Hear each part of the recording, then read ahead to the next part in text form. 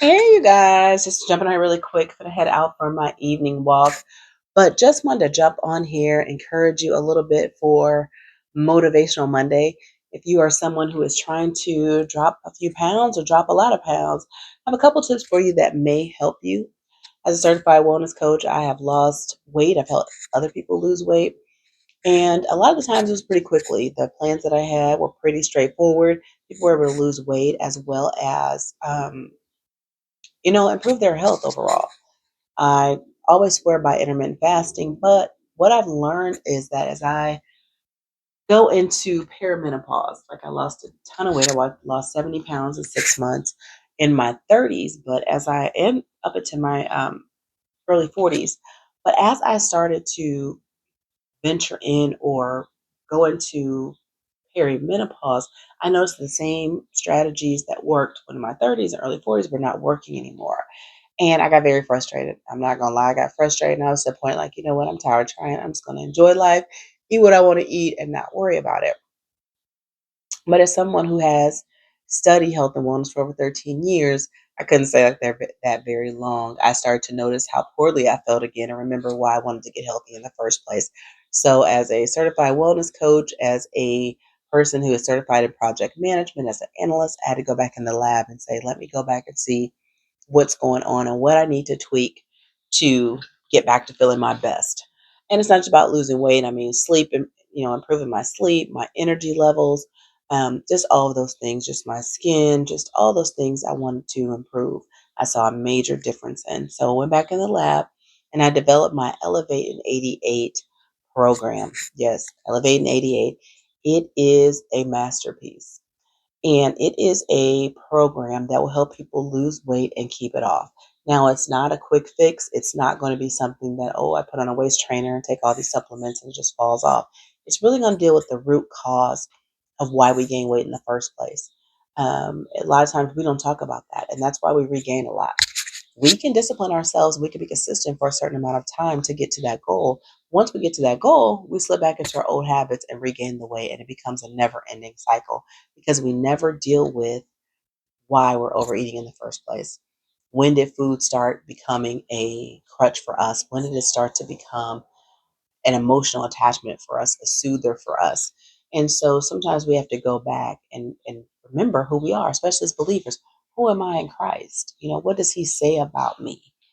How should I be treating my body? And a lot of times we look at it from a number standpoint. I want to weigh this amount, I want to wear this size, not looking at it as health and wellness is a gift. I'm 49 years old and I have a lot of friends and family that are not here. Some that are younger than me that didn't make it this far. So it's definitely a gift. And he blessed us with this body and flesh to complete an assignment, to fulfill a purpose, not just to be here and eat. And I know it's cliche, but they say, eat to live, not live to eat. And we become so reliant. And it's everywhere. It's not anybody's fault. I mean, we are targeted with that. They're putting chemicals in our food that makes us want to crave them all the time. We're constantly, if we're watching TV or at a game, we're constantly bombarded by different, commercials and different advertisements for different foods and all these different things. But at the end of the day, it's killing us. It's making us sick. It's just totally wreaking havoc on our metabolic health. And we need to do something about it overall. With it being, I believe last time I looked was over 70% was of the population was either overweight or obese.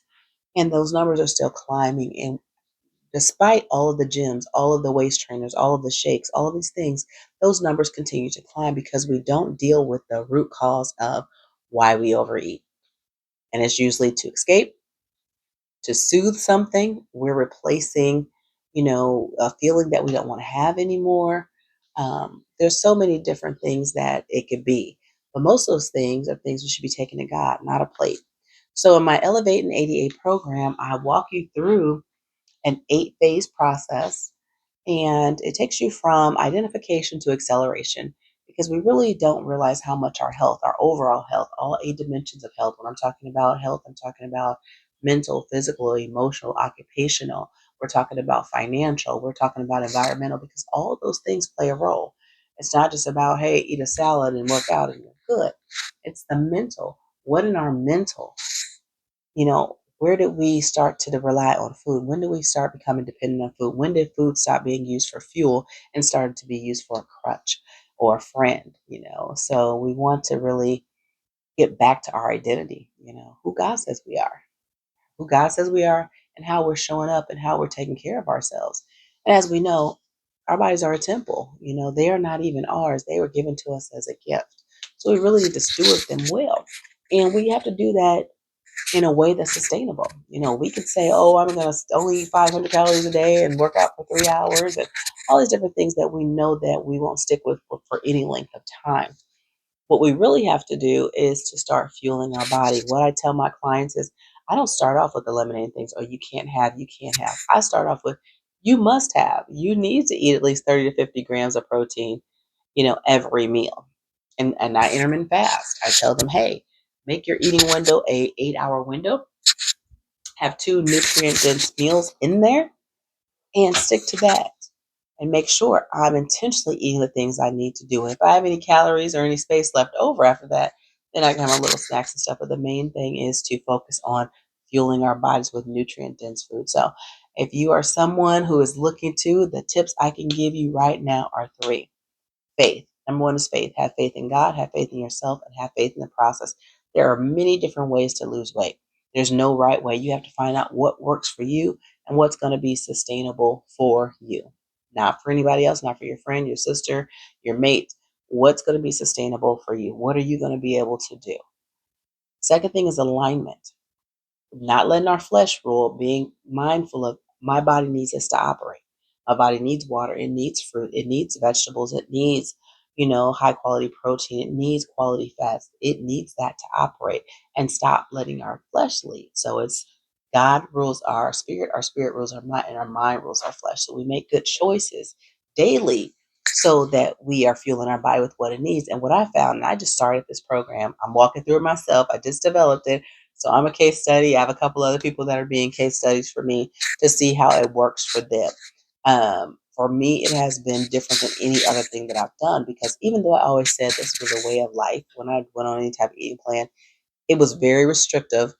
And at some point, I would feel deprived and I would end up going back and overeating again. So this program gives a lot of freeway. It's really no diet plan. It's just talking about, it's really focusing on eating whole foods, fueling your body for performance, for optimal performance. But of course, it is, going to cut out the sugar and sweets and candy, anything that does not have a nutritional value. Even something is high in calories a little bit, is the bang worth the buck? You have to look at that and say, hey, this has something good in it, like avocados. It can be high in calories sometimes. You have, sometimes the protein granola or even a protein shake could, be quite a kicker with $200 or $300, $200 or $300, my God, 200 or 300 calories per serving. So you just want to make sure you're making choices that make sense for you. A lot of people ask me, how many calories should I eat? It's up to you.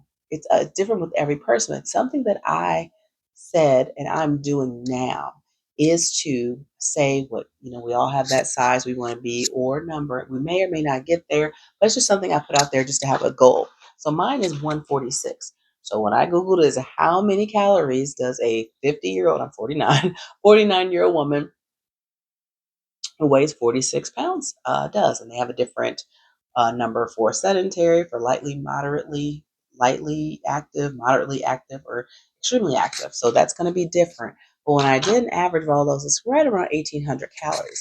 So that's my threshold. Now I don't stick to it stringently, but it tells me about what I'm supposed to be eating. So when I plan my meals, I make sure that I count calories and they're there within those because you still, whatever diet you're on or whatever eating plan, you always, if you're trying to lose weight, you want to be in a caloric deficit. So I do it that way. But if I'm eating for someone who's 146 pounds and I'm 100 and that's none of your business, but no, if I'm 196 pounds or 200, whatever the amount is, you're in a caloric deficit. So you're going to continue to lose and you're not drastically under eating and causing your body, your metabolism to slow down. So those are some great ways to do it. And the next thing is stewardship. Stewardship. Stop looking at working out as a chore. Stop like, oh, I'm being deprived. Look at it as my daddy, my father, God gave me this body to do an assignment, to complete a purpose. So this needs to be an optimal performance. I think sometimes we treat our cars and homes better than we do.